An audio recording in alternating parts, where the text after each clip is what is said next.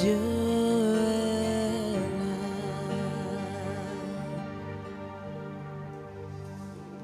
Dieu est là. Oh, Dieu est là. Oui, Dieu est là. Oh, Dieu est là.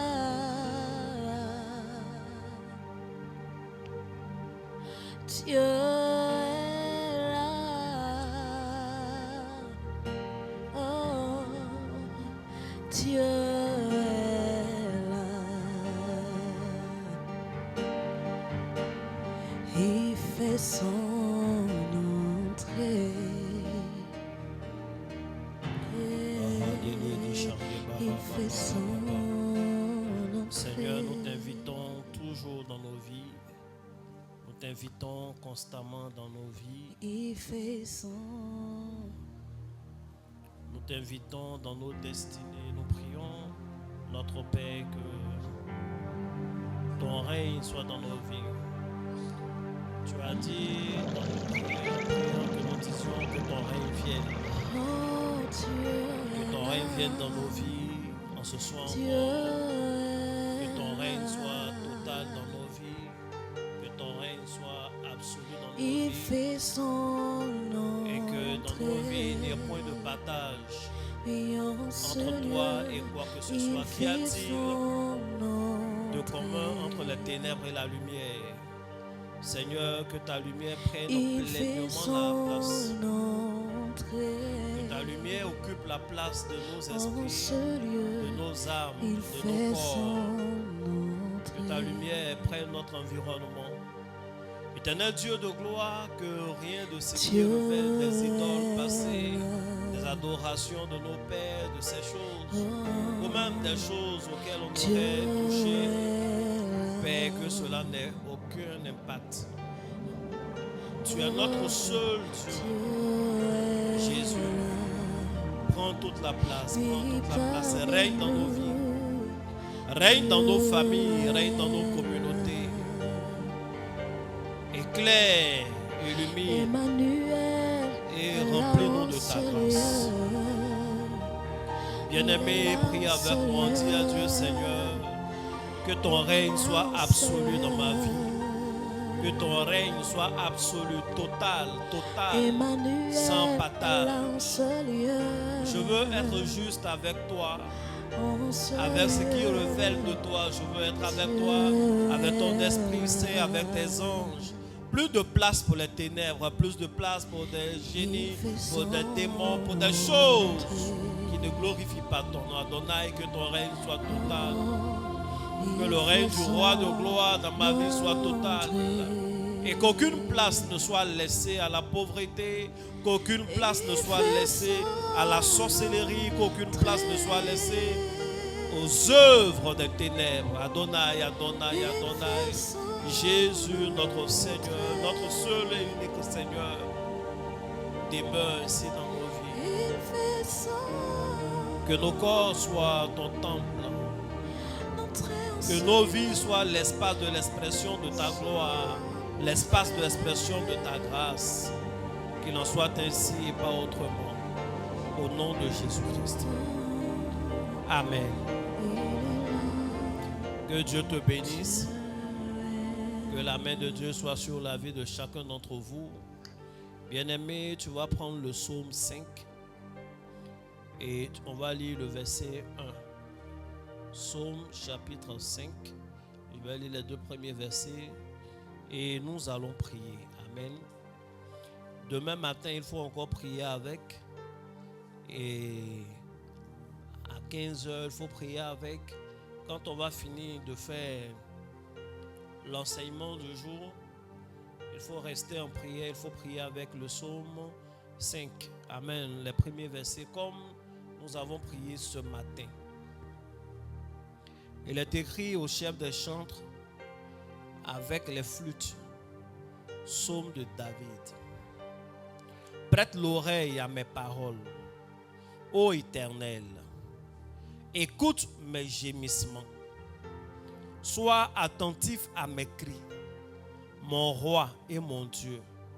C'est à toi que j'adresse ma prière. Éternel, le matin, tu entends ma voix. Le matin, je me tourne vers toi et je regarde. Amen. Répète avec moi. Prête l'oreille à mes paroles. Ô Éternel, écoute mes gémissements. Sois attentif à mes cris, mon roi et mon Dieu. C'est à toi que j'adresse ma prière. Éternel, le matin, tu entends ma voix. Le matin, je me tourne vers toi et je regarde. Cette façon de dire le matin, je fais mes vœux et j'observe. D'autres versions le disent même clairement ici. C'est un psaume avec lequel on peut prier tout le temps. Tu peux prier maintenant avec à minuit, à 22h, à 23h. Je suis en train de parler du psaume chapitre 5. Le psaume chapitre 5, verset 2, verset 3 et verset 4. C'est un psaume qui est puissant, c'est une portion qui est très puissante. On peut l'utiliser pour prier à n'importe quelle heure, mais elle est spécialement puissante les matins. Lorsque tu te lèves le matin à l'aurore, tu commences à prier, à lire ce psaume. Il est écrit: prête l'oreille à mes paroles, ô Éternel, écoute mes gémissements. Sois attentif à mes cris, mon roi et mon Dieu. C'est à toi que j'adresse ma prière. Éternel, le matin, tu entends ma voix. Le matin, je me tourne vers toi et je regarde. Cette portion-là, il faut prier avec les matins. Vous savez, cela appelle la clémence de Dieu. Cela appelle la clémence de Dieu. Nous sommes dans un monde où la voix des faibles n'est pas entendue, où la voix des employés n'est pas entendue par les grands patrons, où la voix des populations très souvent n'est pas entendue par les dirigeants, où la voix du plus faible est totalement ignorée par le plus fort. Et dans ce contexte-là, où quand même on a besoin que notre voix soit entendue, afin que nos conditions et que nos situations changent, nous avons heureusement un Dieu. Et si ce Dieu-là aussi à son tour n'écoute pas notre voix, ne prête pas l'oreille à nos supplications, à nos gémissements, c'est terrible. Mais il est fidèle et il est bon. Et il y a des secrets spirituels, il y a des choses. S'appuyer sur la parole pour prier. Donc tu prends le psaume 5, tu lis le verset 2 au verset 4. Et quand tu finis de le lire, ça installe une atmosphère d'exaucement. Tu finis de lire, tu commences à parler à ce Dieu, tu peux dire: Seigneur, oui, je t'ai appelé, j'ai crié à toi, j'ai dit: prête l'oreille à mes paroles. Voici mes paroles, voici ce dont j'ai besoin. Seigneur, les choses sont devenues difficiles pour moi sur le plan social. L'emploi que j'aime maintenant, finalement, le salaire n'arrive pas à payer les factures, à les couvrir. Seigneur, je t'ai appelé, je dis: sois attentif à mes prières. Voici la prière que je formule. Je désire un enfant. Je désire vraiment un enfant. Je suis dans le foyer, j'ai cet homme. Alléluia, tu es bon pour nous, mais je désire vraiment un enfant. Voici pourquoi ce matin, je t'appelle. Voici pourquoi ce matin je t'appelle. Ce matin je t'appelle pour mon fils. Seigneur, tu as vu, il est en train de dévier. On a tout fait. Il a de mauvaises compagnies. Il a commencé à toucher à certaines substances. C'est difficile. Je ne sais même plus comment faire. Seigneur, c'est pourquoi je t'ai appelé. J'ai dit: viens et agis en ma faveur. Je t'ai appelé pour mon état de santé. Je t'ai appelé pour ma vie spirituelle. Je t'ai appelé pour le ministère. Tu commences à parler à Dieu et à dire les choses. Que Dieu vous bénisse. Voici la puissance du psaume 5, versets 2 à 4. Que Dieu vous bénisse. Est-ce que je viens de donner un bon secret à quelqu'un? C'était l'instant secret. Je viens de te donner un secret. Ce matin, je priais comme ça avec vous. Je vous ai montré, on a fait le TD, comment ça fonctionne. Il faut le faire, ça va te faire du bien. Il faut le faire, ça va te faire énormément de bien. Énormément de bien. Amen. Est-ce qu'on a bien entendu ce que j'expliquais tout à l'heure? C'est fait. Tu peux prier avec la nuit à toutes les heures, mais c'est plus efficace le matin. Bien-aimés, je vais vous parler en quelques minutes et nous allons nous séparer aujourd'hui. Et puis à 5 heures, on va prier. À 15 heures, on va prier. À midi, on va prier. À 15 heures, on va prier. À 17h30, on va prier. À 18h, on va rompre. À 20h, on va prier. À 20h30, demain, on va enseigner. Je soupçonne que l'enseignement de demain va commencer un peu tôt et sera long. Et aujourd'hui, je veux vous parler d'un point. Il y a plusieurs éléments, mais nous sommes toujours à l'école de la grâce. Et nous allons parler du dynamisme de la grâce. Nous avons parlé à plusieurs reprises, j'ai répété, j'ai rappelé. Est-ce que quelqu'un est en train de mettre des cœurs? Sur l'écran retour, on ne voit pas les cœurs, mais ce n'est pas grave. Hein, c'est juste un écran retour quand ce n'est pas sur Facebook. Ok. Je ne suis pas aussi gaou que ça, j'ai compris. Amen. Donc, il faut mettre les cœurs, il faut partager. Qu'est-ce que je veux dire? On a beaucoup parlé de la grâce. On a dit les définitions de la grâce, 3 notamment. On a parlé de quelques vérités cardinales de la grâce. On a pris point par point. L'une des vérités, on a dit que la grâce de Dieu se trouve, donc elle se cherche. Et on a traité même en disant comment attirer la grâce de Dieu. Je ne sais pas si quelqu'un s'en souvient. Dans les vérités cardinales de la foi, on a également dit que la foi est visible, la grâce, est visible. La grâce est visible parce que la grâce était sur Jésus. La grâce a cette capacité d'être extériorisée. Amen. Donc, si la grâce est ainsi, ça veut dire qu'on peut avoir des preuves que quelqu'un a la grâce. On peut avoir les preuves que quelqu'un est en train de vivre la grâce. Cette grâce, elle n'est pas vaine. Elle a des effets. Et justement, hier dimanche, nous avons étudié les effets de la grâce. Nous les avons énumérés et nous avons prié point par point. Amen. Lorsque nous étions en train de parler, on a dit également que la grâce est dynamique. La grâce se déplace. La grâce peut prendre des formes et la grâce est transférable. Ceci nous permet donc de nous rendre compte que l'attraction de la grâce n'est pas seulement du ciel vers la terre, mais l'attraction de la grâce, elle peut se faire également de façon horizontale, c'est-à-dire entre des individus, entre des points, entre des éléments au niveau de la terre. Il y a cette grâce-là que tu recevras de Dieu directement dans ton moment de jeûne, dans tes prières, par les attitudes qui ont été enseignées hier, par des secrets sûrement que tu as. Ça va t'attirer la grâce de Dieu. Mais Dieu prévoit que pour certaines grâces, tu les reçoives déjà sur la terre. Dieu prévoit que pour certaines grâces, tu les reçoives des hommes. Bien-aimé, il n'y a pas seulement que l'eau de pluie qui soit capable de faire du bien. Et il y a de l'eau aussi sous la terre, l'eau de source, l'eau des puits.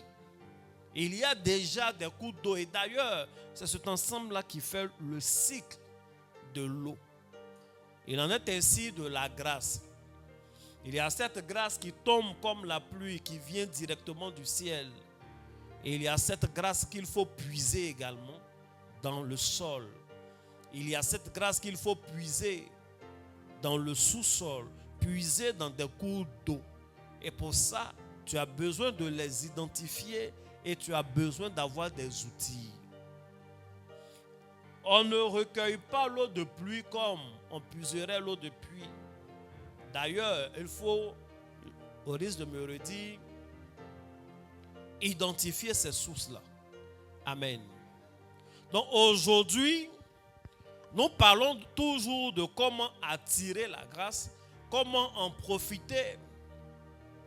Oui, la grâce de Dieu, mais gardez à l'esprit que je ne parle pas de la pluie aujourd'hui, mais que je parle de l'eau de terre, de l'eau de puits, de l'eau des sources qui sont déjà sur la terre, qui sont tout autant importantes pour notre développement.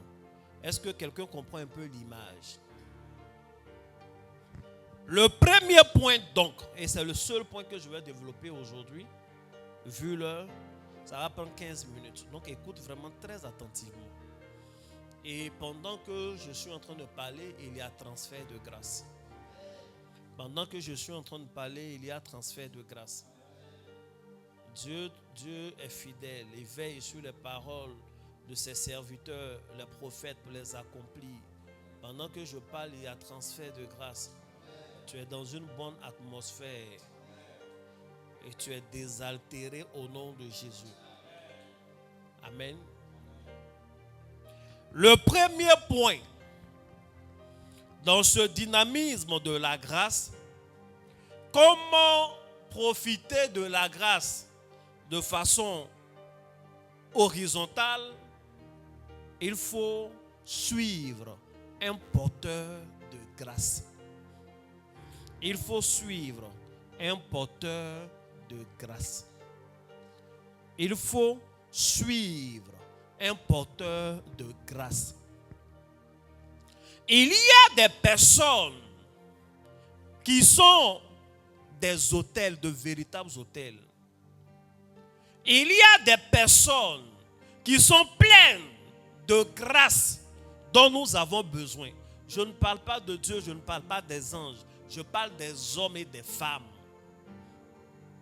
Il y a des humains qui ont déjà reçu la grâce de Dieu, celle que nous cherchons. Il y en a qui ont hérité par promesse, par alliance. Il y en a qui ont reçu directement de Dieu. Mais c'est des porteurs de grâce. Et notre proximité avec ces personnes, notre présence dans leur sillage nous permet de profiter de cette grâce. Et elle peut même avoir une influence sur notre identité et nous transformer nous-mêmes en porteurs de grâce. Il y a des gens qui ont la chose de Dieu.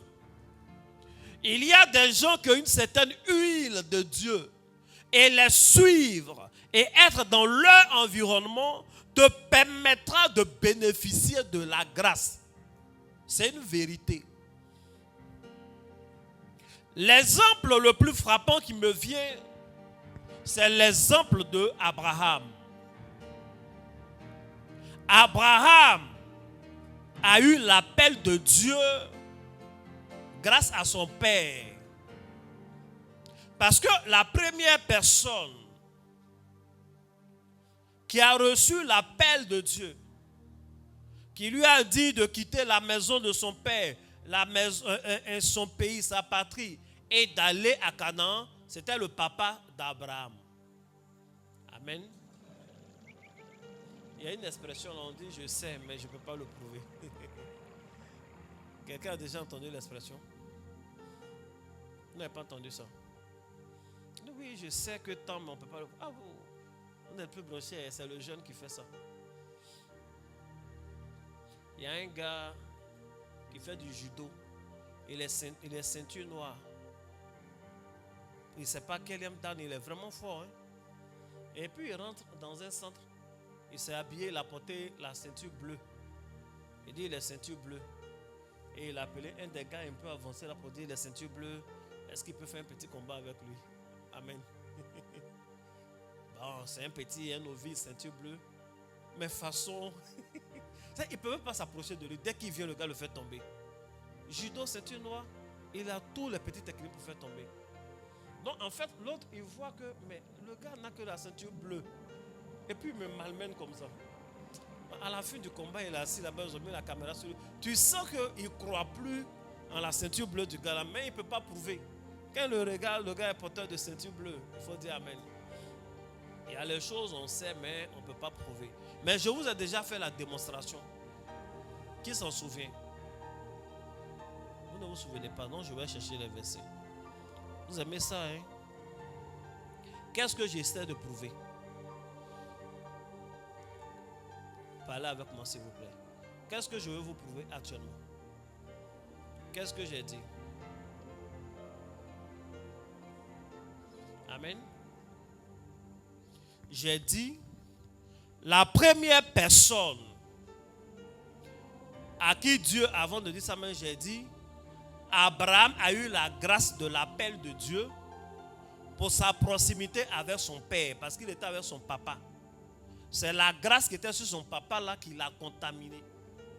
Il suivait son père. Donc cette grâce-là s'est manifestée dans sa vie.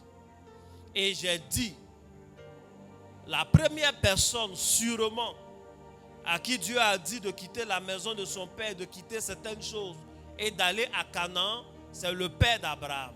Et voici la preuve biblique. Genèse chapitre 11 verset 31, la Bible dit, Terach, c'est le père d'Abraham. Terach prit Abraham, son fils, et Lot, fils d'Aran, fils de son fils, et Sarai, sa belle-fille, femme d'Abraham, son fils. Ils sortirent ensemble d'Our, en Chaldée, pour aller au pays de Canaan. Ils sont sortis d'où ça? Ils sont sortis d'Our, où c'est leur ville d'origine, pour aller dans le pays de Canaan. Donc c'est leur destination. La Bible dit, ils vinrent jusqu'à Charan et ils y habitèrent. Est-ce qu'ils sont arrivés à Canaan? Ils ne sont pas arrivés à Canaan. Ils sont venus jusqu'à Charan et c'est là qu'ils sont restés. Donc déjà dans Genèse 11 verset 31, le père d'Abraham a pris toute sa famille. Ils ont quitté le pays d'Our pour aller à Canaan. Seulement que, arrivé à Charan, je ne sais pas pour quelle raison, mais le père a décidé de s'y installer. Donc ils sont restés là. Abraham était avec lui, il était avec son neveu, il était avec son épouse. Donc c'est ce petit groupe-là. Donc en ce moment, le leader de la famille, c'était Terach. Donc c'est lui qui a reçu cette faveur, c'est lui qui a reçu cette grâce. Et son fils était avec lui. Donc ça va le contaminer. Il n'a pas poussé la chose jusqu'à bout, mais quand même, ça va le contaminer. Non, le jour où Dieu parlait à Abraham et lui disait quitte ta patrie, quitte ton pays, il n'était pas dans son pays de toutes les façons. Parce qu'il n'était pas à Our, dans le pays d'Our. Il faut dire Amen. Il faut dire Amen. Je vais lire l'appel d'Abraham. L'appel d'Abraham, c'est quel passage? Genèse chapitre 12. C'est-à-dire juste après Genèse 11, 31, quand on tourne au chapitre 12. L'Éternel dit à Abraham, va-t'en de ton pays, de ta patrie. Il n'était plus dans son pays, il n'était plus dans sa patrie. Et de la maison de ton père, ça au moins il était chez son père, mais c'était à Charan. Va-t'en de là, dans le pays que je te montrerai. Donc, la même grâce qui était sur le père d'Abraham, parce que Abraham l'a suivi dans la première partie de son obéissance, alors cela va contaminer Abraham. Parce que de toutes les façons, de là où Abraham vient, de là où son père vient, personne ne connaissait l'Éternel. La Bible dit que le père d'Abraham était un idolâtre, c'était un fabricant d'idoles. Ils étaient dans d'autres pratiques. Et Dieu a voulu susciter une personne de qui il allait susciter une famille, à partir de laquelle il allait constituer un peuple et faire de ce peuple-là une image pour le salut de toute la terre.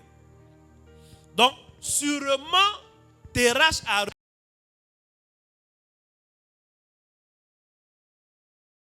maison, au niveau du charbon. Donc Dieu lui parle. Il dit quitte la maison de ton père. Ça c'était ta patrie et ta nation, c'était plus la réalité parce qu'ils étaient à charbon. Qu'est-ce que je suis en train de vous dire? Je suis en train de vous dire que pour avoir un certain niveau de grâce, il faut être là où il faut. Il faut être avec la personne qu'il faut. Il faut suivre la personne qu'il faut. Et il y a des rencontres qui changent vraiment la destinée. Et il y en a qui changent activement. Pour bénéficier de la grâce, il faut suivre.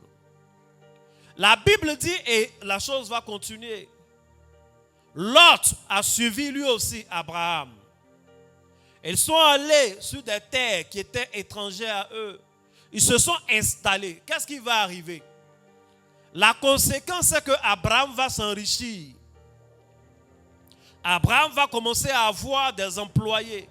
Il va avoir des troupeaux, du bétail. Il était en train de prospérer. Mais Abraham n'était pas le seul à prospérer. Abraham n'était pas le seul à être puissant.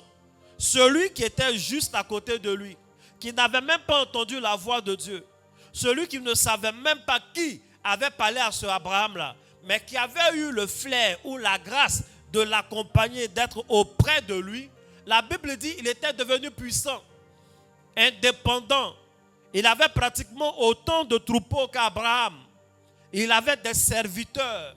Il était prospère. Il était riche. Il n'était pas le porteur de grâce, mais il bénéficiait de la grâce. Il n'était pas le porteur de grâce, mais il n'y avait pas de différence entre lui et Abraham. Les deux réussissaient parce qu'il était là et dans les dispositions qu'il fallait. Il était là et dans les dispositions qu'il fallait. Les problèmes de Lot vont commencer quand il va se détacher. Lorsqu'il va choisir pour lui. En fait, ce n'est pas parce que Lot a choisi la bonne part que finalement il ne s'est pas en sorti.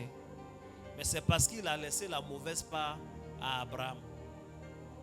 C'est ça qui a été son problème. Parce que quand ils ont commencé à se disputer, Abraham a dit, bon écoute, on va partager les choses, il faut partir, moi je vais rester, ou bien en tout cas, choisis d'abord. Quand tu es avec un vieux, et puis le vieux dit, on va partager, mais choisis d'abord, mon frère, il faut tomber en transe. Il faut faire comme si tu n'as pas vu dedans. Pourquoi c'est toi qui dois choisir d'abord? Pourquoi même? Amen. Et puis Abraham dit, choisis d'abord. Et puis lui aussi dit, bon d'accord, qu'est-ce que je vais faire? Je vais choisir. Et il regarde. Et Abraham lui dit, ce que tu vas choisir, ça sera à toi. Le reste sera à moi. Et il n'a pas été intelligent dans le choix. Il choisit toute la partie qui est fertile, ce qui est bon. Abraham lui a dit, ce que tu vas choisir, c'est pour toi. Donc c'est bien de choisir ce qui est bien pour lui. Amen. Sauf qu'il a dit, ce que tu vas laisser, c'est pour moi. Donc il a laissé seulement que ce qui est désertique, où il n'y a même pas d'herbe. Tu sais que ton papa Abraham, c'est un éleveur de moutons. Donc tu prends partout où il y a les herbes, et puis tu lui laisses le gravier, ces moutons vont manger quoi? Tu prends où c'est susceptible d'avoir de l'eau dans des sources d'eau, et puis tu lui laisses où il n'y a pas l'eau. Il aurait été un peu plus intelligent même de dire, bon d'accord, on va partager, mais on ne partage pas comme ça. Vous voyez, non? De l'est à l'ouest. Pour laisser, comme on appelle, la plaine fertile et le lieu désertique. On va partager comme ça du nord au sud. Comme ça, dans la partie de chacun, il y a un peu de désert, un peu d'herbe, un peu de désert, un peu d'herbe. Et en plus, cette façon de tracer, ça allait toujours les mettre en contact. Et lui, l'autre, il allait toujours profiter de la grâce. Mais il a regardé, il n'a pas eu à cœur de laisser un peu de choses fertiles à celui qui l'a suivi jusque-là. Donc, c'est une mauvaise disposition de cœur. Que Dieu vous bénisse. Est-ce que demain, je vais venir dessus? J'ai un très bon enseignement sur ça. L'enseignement est sur YouTube. On appelle ça l'art de séparer. C'est sur YouTube, non? Oui, dans RAS 2023. J'avais enseigné 2023-2022 l'art de séparer. Si tu tapes Révérend L'Ange Emmanuel quoi dans la barre de recherche en mettant l'art de séparer, tu vas voir l'enseignement est là, ça dure 35 minutes. J'explique très bien. Je te donne les outils pour que tu reconnaisses ce qui est la division et ce qui est la séparation. La séparation n'est pas mauvaise, la division est mauvaise. Mais même dans la séparation, il y a un art, il y a quelque chose que tu dois avoir. Comment il s'appelle, le frère de Abel, Caïn, a su pratiquer l'art de la séparation. Quand il a quitté l'endroit, vous avez vu comment il a réussi. Il a bâti une vie, il a fait des enfants. Donc il y a des points que tu dois avoir. Si tu vois sur cet enseignement-là, ça va te faire du bien. En même temps, j'ouvre une parenthèse, je suis un peu inquiet. Quand je prêche en général et que j'essaie de faire référence à un ancien enseignement, quand je regarde vos visages, ça ne me rassure pas que vous retenez. Pourtant, j'essaie de bien enseigner un peu quand même. Mais c'est vous qui ne retenez pas. Oh, vous avez des cahiers de 400 pages, 600 pages. Retenez, c'est important. Logiquement, un message que ton père spirituel a déjà prêché, tu peux le prêcher et même amender ça. On dit quoi? Émonder. Bon, en tout cas, mettre en grès. On rend ça meilleur même. Parce que tu as déjà entendu, tu as reçu, et puis tu as l'onction qui va avec, puisque je prie pour vous. C'est important. Que Dieu vous bénisse abondamment. Que Dieu vous bénisse abondamment. Donc, il faut suivre quelqu'un. Il y a des gens, ce que je veux vous dire, c'est la vérité. Il y a des gens qui portent poisse. Et il y a des gens qui portent grâce, qui portent chance.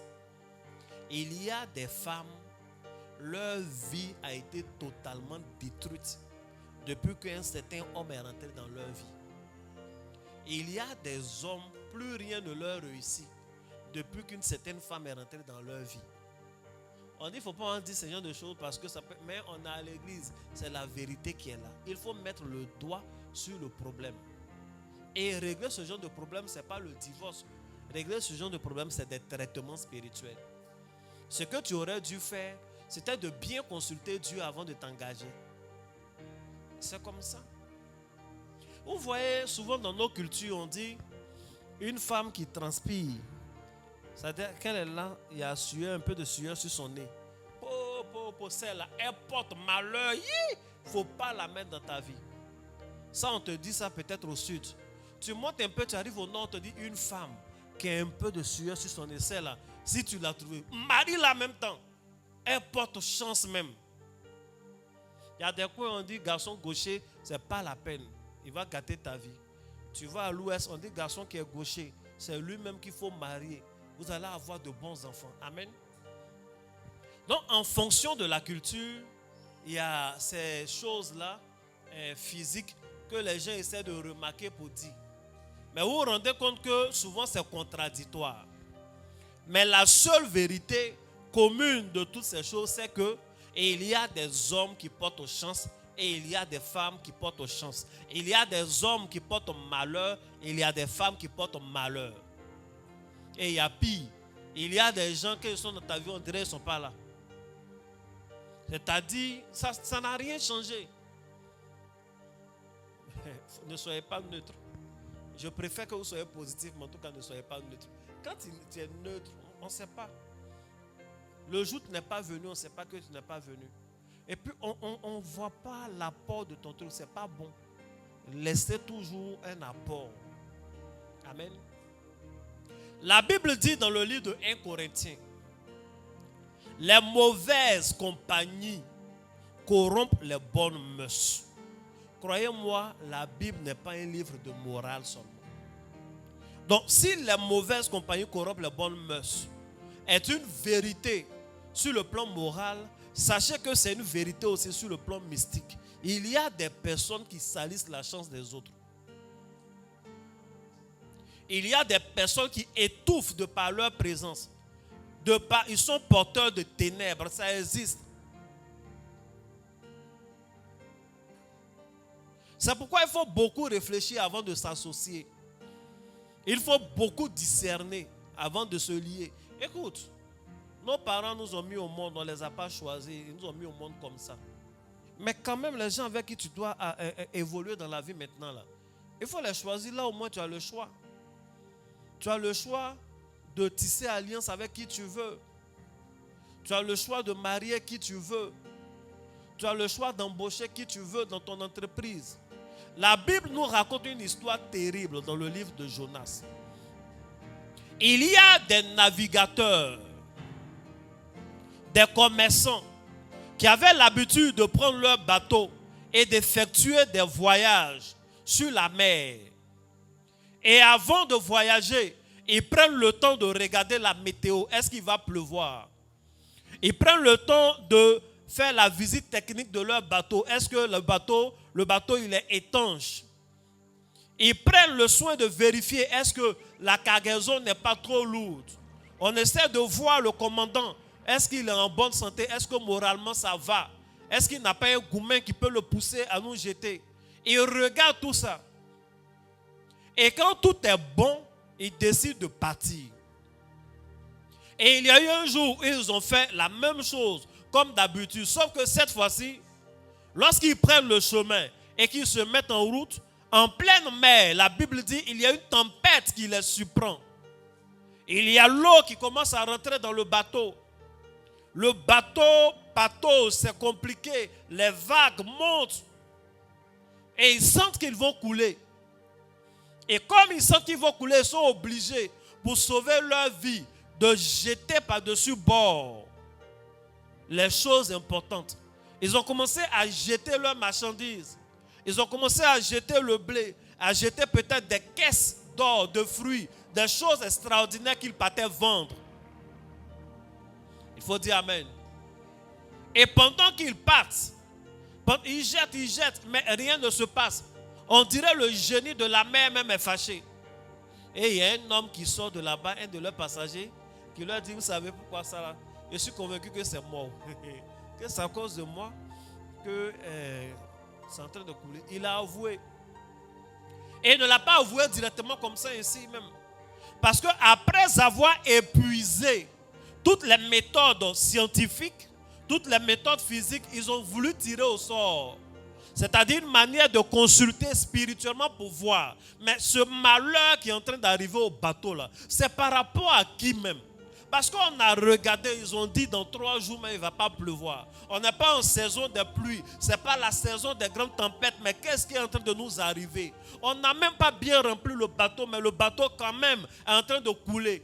Le commandant se souvient qu'il a déjà affronté des tempêtes plus terribles que ça, avec une cargaison plus chargée, un bateau plus chargé. Mais cette fois-ci, le bateau n'est pas trop chargé. La tempête est certes dangereuse, mais logiquement, avec son expérience, ça doit aller. Mais avec son expérience, ça ne va pas. Ils ont compris qu'il y a un homme, une personne sûrement qui porte malheur, qui est dans le bateau.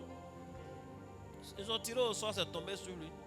Il dit, oui, c'est moi. En fait, je suis le serviteur du Dieu des cieux. Il m'a envoyé à droite, il dit, il m'envoie à gauche. Il dit, mais pourquoi tu as fait ça? Si tu es un Dieu si puissant. Et puis il a dit, si vous me jetez dans l'eau, vous allez voir. Tout ira bien. Amen. Et puis ils l'ont jeté dans l'eau. Le bateau, la tempête s'est calmée. Mais je ne suis pas très sûr que ces gens-là, ça va aller bien dans leur vie après. Lui, il dit, si vous me jetez dans l'eau, tout va bien se calmer. Pourquoi lui-même ne se jette pas dans l'eau? Il connaît le problème, il sait que c'est lui qui a le problème. Il connaît la solution, si on le jette dans l'eau, ça va. Mais il est là, il peut monter pour sauter dans l'eau, non? Il ne saute pas et il lui a dit, si vous me jetez dans l'eau, ça va aller.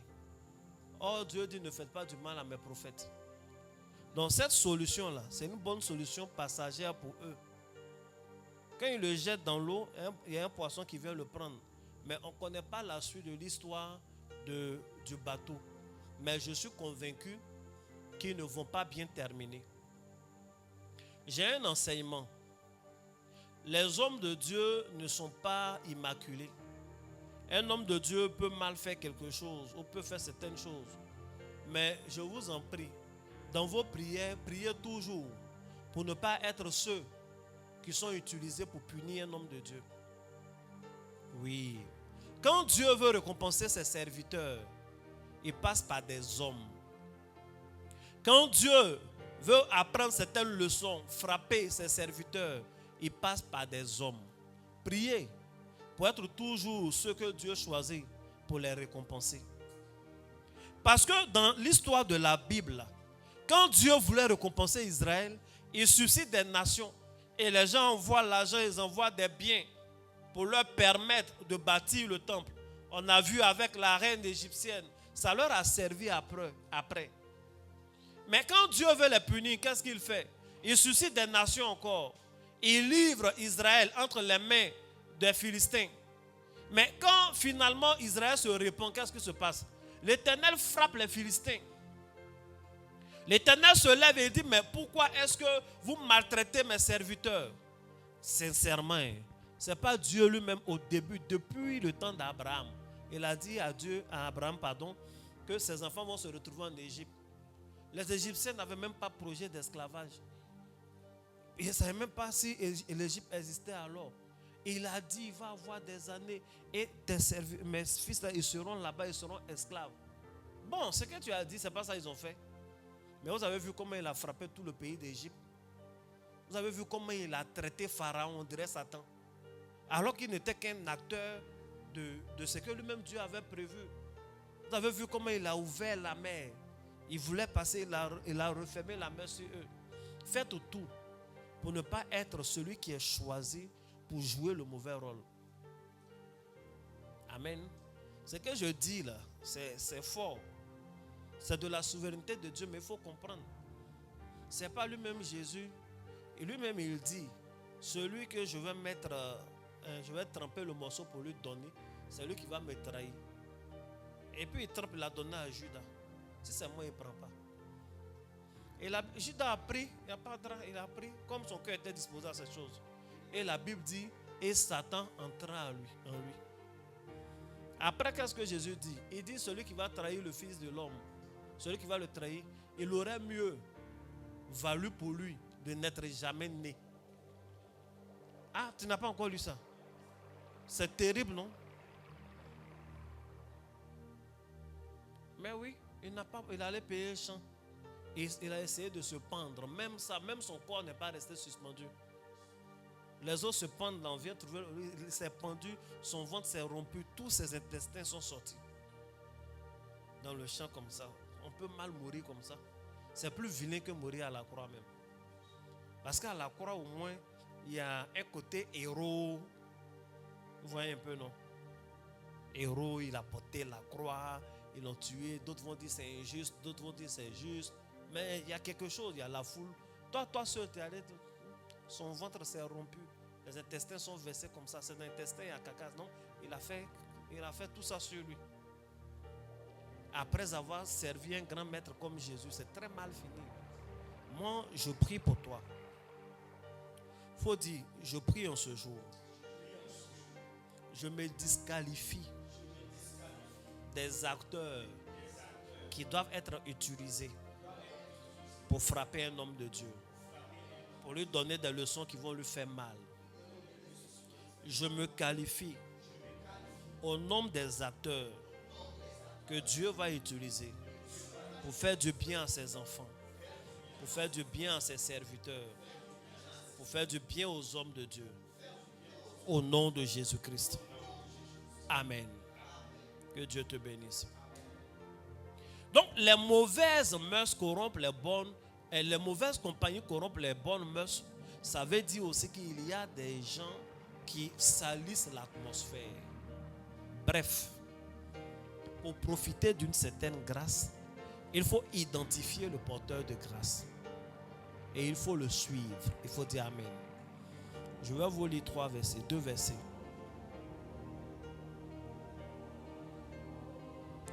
Matthieu 4, verset 19. Il leur dit, suivez-moi et je vous ferai pécheurs d'hommes. Amen. Matthieu 8, verset 22. Mais Jésus lui répondit, suis-moi et laisse les morts ensevelir leurs morts. Amen. Il y a deux choses que je veux te dire à travers ces passages-là. Et après, on va prier. Je vais prier pour toi. Il y a beaucoup de personnes qui connaissent la promesse. La promesse de Jésus à ces pêcheurs de poissons-là, de faire d'eux des pêcheurs d'hommes. On a l'habitude de prêcher en disant, oui, Jésus a promis, il a dit, il va faire de Pierre un pêcheur d'hommes. Il a dit, il va faire d'eux des pêcheurs d'hommes, des pêcheurs d'hommes. Il a dit, je ferai. Mais ce n'est pas ce qu'il a dit directement. Il a conditionné. Il a dit, suivez-moi et je ferai de vous des pêcheurs d'hommes. Jésus ne peut pas faire de toi un pêcheur d'hommes directement si tu n'apprends pas à suivre. L'homme de Dieu qui prie pour toi, lorsque nous prophétisons, on est en train de dire, suivez-moi. Il y a beaucoup de personnes qui ne voient pas leur prière exaucée. Il y a beaucoup de personnes qui ne voient pas leur prophétie s'accomplir parce qu'elles n'apprennent pas à suivre. Elles ne savent pas suivre. Jésus a prophétisé, il a dit, ce Pierre-là, il sera pêcheur d'hommes. Mais avant même de voir tout ça, il y a quelque chose que Pierre doit faire. C'est de suivre Jésus. On est dans un monde où les gens sont de plus en plus indépendants. Chacun veut se conduire. De toutes les façons, c'est en Dieu, nous tous on croit. Pourquoi je vais suivre le pasteur? Pourquoi je vais suivre le prophète? Peut-être même je suis converti avant lui. Pourquoi je dois le suivre? Et de plus en plus, les gens ne suivent pas les consignes. L'homme de Dieu, le prophète. Par exemple, moi qui suis en train de vous parler, je suis un porteur de grâce. Je peux te dire des consignes. Si tu ne suis pas, si tu ne me suis pas, ça sera difficile. Il y a des gens, tu les vois une fois, tu parles sur leur vie, tu lui dis, il ne faut pas t'en faire, tu vas t'en sortir. Et puis tu ne le vois pas jusqu'en 3 ans après, il vient, hé, homme de Dieu, c'est la même chose. Mais toi, tu voulais que quoi change? Attends. Tu voulais quoi?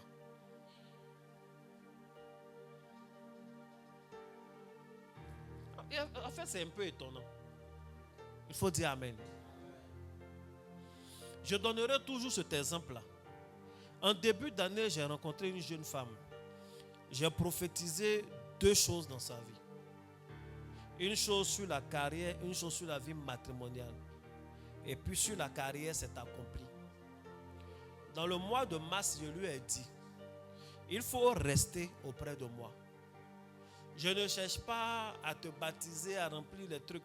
Reste avec moi. Vous voyez, 1 an, c'est pas loin. Reste avec moi jusqu'à la fin de l'année. De maintenant jusqu'à la fin de l'année, tu vas te marier et tu vas faire un bon mariage. Et tu vas quitter le pays. Je ne dis pas que tu quittes le pays cette même année, mais le mariage va occasionner ça. Amen, papa, elle est tombée sur onction. Dans le bureau là-bas, alléluia. Elle est venue 1 mois. Après, je ne l'ai plus vue. J'appelle, j'écris. C'est compliqué. En fait, et quand je m'assois pour réfléchir, je ne sais pas pourquoi. Mais il y a des gens, leur prophétie, la condition est très compliquée. Il y a des gens qui doivent chercher des offrandes fortes. Il y a des gens qui doivent faire des jeûnes durs. Il y a des gens qui doivent faire beaucoup de choses, beaucoup de sacrifices. Toi, on dit, viens t'asseoir, les gars, dis Amen. Parce que, en fait, je sais que tout ce qu'il faut pour nourrir ta prophétie sera disponible. Et puis, en plus, en général, il n'y a pas de date. Hein. Tu viens, le jour où Dieu veut faire, il va faire. Il lui a dit, il faut rester pendant cette année-là. Et puis, regarde. Il y a longtemps, tu pries pour ces éléments-là. Mais reste. Mais quand tu ne restes pas comme ça, qu'est-ce qui va arriver? Les opportunités là vont venir. Tu vas vraiment croiser l'homme là. Mais est-ce que tu auras les outils de gestion de l'accomplissement de la prophétie? C'est les outils là. Parce que lui, Pierre, toute sa vie, il a appris à pêcher les poissons. Est-ce qu'il sait comment on pêche l'homme? Est-ce qu'il sait quelle est la part qu'il faut pour que l'homme te suive?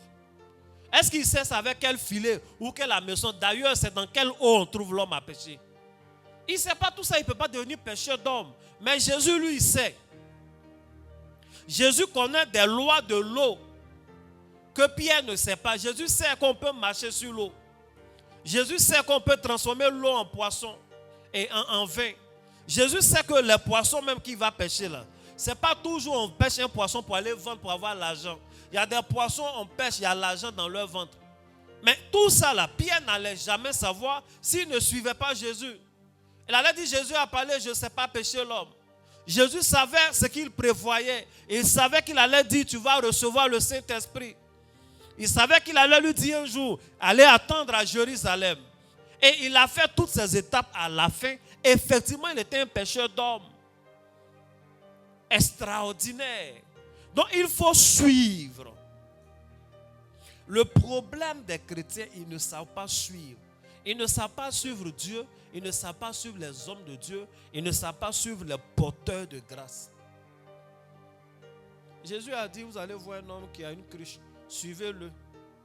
Quand Jésus veut faire des choses extraordinaires, il aura toujours dans ses consignes, il faut suivre. Il dit, suivez-le. Vous voyez un homme qui s'en puiser l'eau au marigot, ce n'est pas quelqu'un à suivre. Vous le suivez pourquoi? C'est vraiment que lui, c'est un célibataire. L'homme qui s'en puiser lui-même l'eau dans le cruche. Bon, nous on est des garçons et les garçons, on a la veille d'une fête. Ils étaient à la veille de la Pâque. On a besoin de femmes pour préparer pour nous. On a besoin d'un éleveur, peut-être va nous donner un agneau. On nous dit d'aller suivre. Mais ils l'ont suivi. Et c'est cette eau-là qu'ils ont pris, que Jésus a pris pour laver leurs pieds. Et il a dit, s'il ne lave pas le pied de quelqu'un, la personne ne pourra pas aller là où il va. Donc ils ont suivi ce porteur de cruche-là et leur identité a changé. Ils ont été qualifiés pour continuer la marche avec Jésus. Il faut apprendre à suivre. Et il y a des gens qui suivent en dents de scie. Tu le vois, il est comme clignotant. Aujourd'hui il est là, demain il n'est pas là. Aujourd'hui il est là, demain il n'est pas là. Aujourd'hui il est là, demain. Tu fais comment pour ça? Aujourd'hui tu l'entends, demain tu n'entends pas. Il te suit aujourd'hui, il ne te suit pas. Le verbe suivre là, c'est un verbe d'action. Donc, le suivre, le porteur de grâce, on ne suit pas passivement. On suit activement. Suivre, c'est écouter les consignes. Écouter les témoignages. Écouter la manière de faire. Suivre, c'est imiter. Tu ne peux pas avoir la grâce que porte quelqu'un si tu n'imites pas la personne. Ça vaut dans tous les domaines. Même dans le domaine professionnel, il y a quelqu'un qui a réussi dans le domaine là. Tu le regardes de loin, tu l'apprécies. Mais tu ne veux pas le suivre, tu ne connais pas son histoire. Tu ne veux pas faire comme lui, tu ne vas pas atteindre les résultats qu'il a atteints. Amen. J'ai dit que je n'allais pas être long, donc je vais m'arrêter là. Le dernier verset que j'ai lu, Jésus a dit, suivez-moi. Amen. Il dit, Jésus lui dit, suis-moi et laisse les morts ensevelir leurs morts. Il n'y a personne qui désire une grâce à qui Jésus va demander de suivre sans lui demander implicitement ou explicitement de laisser. Il dit, suis-moi et laisse les morts enterrer leurs morts. On ne peut pas suivre sans laisser. On ne peut pas suivre sans laisser. Les disciples de Jean-Baptiste ont dû laisser Jean-Baptiste pour suivre Jésus. Les pêcheurs, le jour où ils ont pris beaucoup de poissons, la Bible dit qu'ils étaient avec leur père. Ils ont dû laisser leur père avec qui ils pêchaient pour suivre Jésus, pour qu'il fasse d'eux des pêcheurs d'hommes. Et là, il leur dit, laisse les morts ensevelir leurs morts et suis-moi. Il y a beaucoup qui ont un cœur, qui veulent vraiment suivre. Mais en fait, en même temps, ils ne veulent pas laisser. Il y en a qui veulent suivre Jésus, mais ils ne veulent pas laisser le monde. Il y en a qui veulent suivre le prophète, mais ils ne veulent pas laisser les détracteurs du prophète. Il y en a qui veulent suivre leur père, mais ils ne veulent pas laisser ceux qui pour rien se sont déclarés ennemis de ce père, mais vraiment pour rien. Il y en a qui veulent suivre leur nouveau mari, mais ils ne veulent pas laisser leur ex. Tu vois dans le foyer de qui comme ça? Donc on ne peut pas suivre sans laisser. Si tu veux bien sûr, il faut laisser d'abord. Ou bien. Mais tu ne laisses pas, tu dis tu suis. Tu suis qui? On ne peut pas suivre un leader sans laisser. On ne peut pas suivre la lumière sans laisser les ténèbres. Tu ne peux pas guetter une grâce et continuer de flirter avec les ennemis de la grâce. Toi, tu veux voir clair, tu veux la vision, mais quand on prend ton historique de navigation, c'est seulement que les films pornographiques. Tu veux voir quoi? Tu veux voir quoi?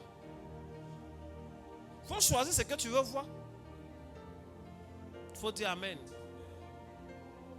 Tu veux suivre la prospérité selon Dieu. Je suis fils d'Abraham. Et puis, tu ne laisses pas la cupidité. Là où Abraham paye la dîme de tout, toi, tu ne payes pas dîme. Ou bien tu payes dîme par saison. On doit parler jusqu'à les mots finissent. On a pris le dictionnaire. On a lu de A jusqu'à Z. Aucun mot ne t'a convaincu. Tu ne suis pas le Dieu d'Abraham de faire pour la prospérité. Et ces manières-là, on leur limite. Et tôt ou tard, tu vas les connaître si tu ne te ressaisis pas. On ne peut pas suivre sans les personnes, sans laisser certains lieux, sans laisser on ne peut pas suivre sans laisser. Il faut retenir ça. Il faut suivre le porteur de grâce pour bénéficier de la grâce. Il faut suivre le porteur de grâce pour bénéficier de la grâce. Et certes, je parle de Jésus, mais je ne parle pas que de Jésus. Je parle des hommes, des humains que Dieu a suscités. Je parle de ton Père spirituel, je parle de moi et je parle de toi-même. Voici ce que j'ai voulu te dire en ce soir assez rapidement. Si Dieu le veut, peut-être demain, comme j'aime faire les résumés dans le résumé, je vais te dire 2 ou 3 autres petits points. Mais en tout cas, demain, on va bien développer comment attirer les choses. Et il y a des endroits où il y a la grâce. Je vais vous montrer. Je vais vous libérer dans la ville. Et vous allez partir récolter vos grâces. C'est de ça que nous avons besoin. Que Dieu te bénisse, que sa main soit sur ta vie. N'oublie pas de faire ton offrande du soir. Prière à 5h30. Prière à midi. Prière à 15h. Prière à 17h30. Que Dieu vous bénisse. Shalom.